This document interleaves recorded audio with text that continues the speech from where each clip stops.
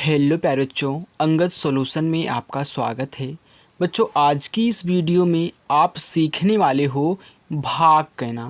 भाग कैसे करते हैं, कैसे सभी लोग भाग कर लेते हैं, आप नहीं कर पाते हैं, आप गलती क्या करते हो, आपको कौन सी चीज़ नहीं आती है जो आप भाग नहीं कर पाते हैं।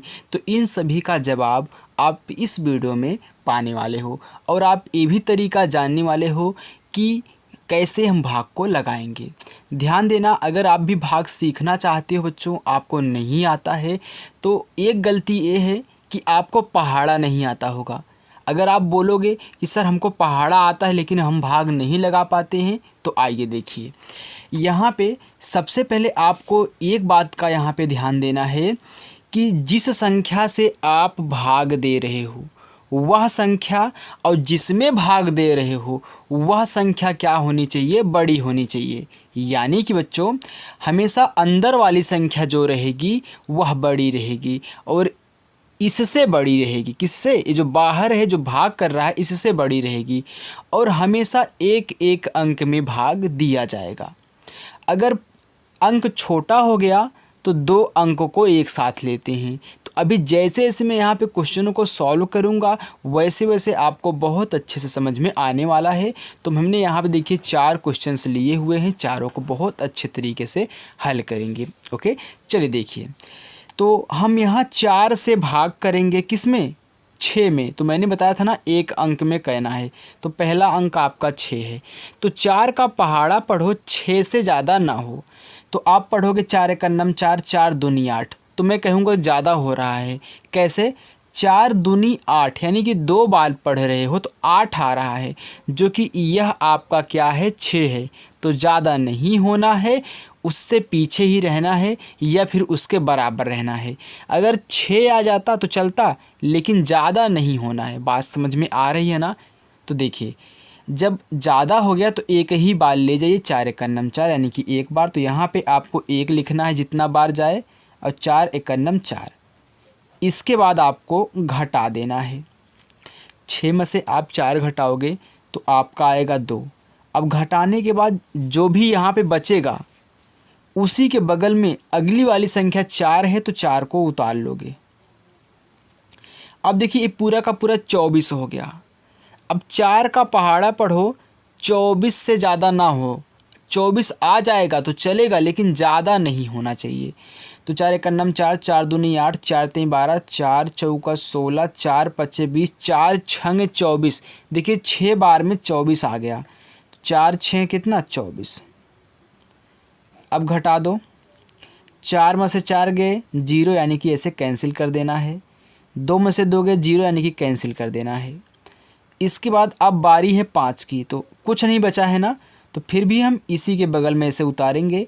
अब एक केवल 5 है, तो 4 से भाग दो 5 में, यानी कि 4 का पहाड़ा पढ़ो 5 से ज़्यादा ना हो। तो 4 एक अन्नम 4 ही होगा। 4 एक अन्नम 4 कितना? सॉरी, 1 बचेगा ना। अगर घटाओगे तो 1 बचेगा, यानी कि 5 में से 4 घटाओगे तो आपका 1 बचेगा। तो बच्चों, पहला सवाल आपको अच्छे तरीके से समझ में आ गया। चलिए, अब कहीं भी आपको डाउट है दूसरा सवाल ज़रूर देखिएगा। अब यहाँ पे आपका पहला अंक है 5। ये 5 है तो 3 का पहाड़ा पढ़ो 5 से ज़्यादा ना हो। तो 3 एक अन्नम 3, 3 दूनी 6, 2 बार ले जा रहे हो तो ज़्यादा हो जा रहा है 5 से, तो उसके पीछे ही ले जाना है। 3 एक अन्नम 3 कह लो, 3 एक अन्नम 3। अब घटा लो। घटाओगे 5 में से 3 जाएगा, आपका बचेगा कितना? 2। अब बारी है 7 की, तो 7 उतार लेना है। फिर 3 का पहाड़ा पढ़ो 27 से ज़्यादा ना हो। 3 एक अन्नम 3, 3 दूनी 6, 3 त्रिक्का 9, 3 चौका 12, 3 पचे 15, 3 छके 18, 3 सते 21, 3 नवा 27, यानी कि 9 बार में पूरा का पूरा कितना आ गया? 27 आ गया। घटाओगे तो कट जाएगा, ये भी कट जाएगा, यानी कि 0 बचेगा आपका। अब बारी है 2 की, तो 2 यहाँ पे उतार लो। तो मैंने आपको बताया था कि हमेशा अंदर वाली संख्या क्या होनी चाहिए, इससे बड़ी होनी चाहिए, तभी भाग जाएगा। अब इससे तो ये छोटा हो गया अंदर वाली संख्या, तो भाग नहीं जाएगा। अब क्या करेंगे? क्या इसी पे ऐसे छोड़ देंगे? नहीं बच्चों, ध्यान देना, जब भी यहाँ से कोई आप अंक उतारो और छोटा हो जाए, भाग ना जाए, तो ये अब आपका क्या हो जाएगा, शेषफल हो जाएगा। लेकिन एक बात और, यहाँ से उतारोगे अगर छोटा होगा तो यहाँ पे आपको एक जीरो बढ़ा के छोड़ देना है। अब आपका सवाल सही है, यानी कि यहाँ पे आपको जीरो ज़रूर बढ़ाना है। अगर यहाँ घटाने के बाद शेषफल बचे तो कुछ नहीं करना है, वैसे छोड़ देना है। लेकिन यहाँ से उतारोगे तो जीरो बढ़ाना पड़ेगा। अब आपका यहाँ पे सवाल राइट है। आइए देखिए, अब हम हल करते हैं तीसरा सवाल और चौथा सवाल आपका होमवर्क रहेगा। ओके, चलिए तीसरा सवाल देख लीजिए। हम देख रहे हैं कि पहली संख्या हमारी क्या है, 2 है, जो कि 7 से छोटी है लेकिन बड़ी होनी चाहिए। तो जब भी छोटा हो जाए तो 2 में तो भाग जाएगा नहीं, तब 2 संख्याओं को एक साथ लेंगे, यानी कि 7 को भी साथ में ले लेंगे।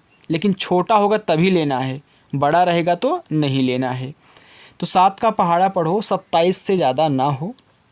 7 एकन्नम 7, 7 दूनी 14, 7 त्रिक 21, 7 चौका 28, ज़्यादा हो गया तो 7 त्रिक 21।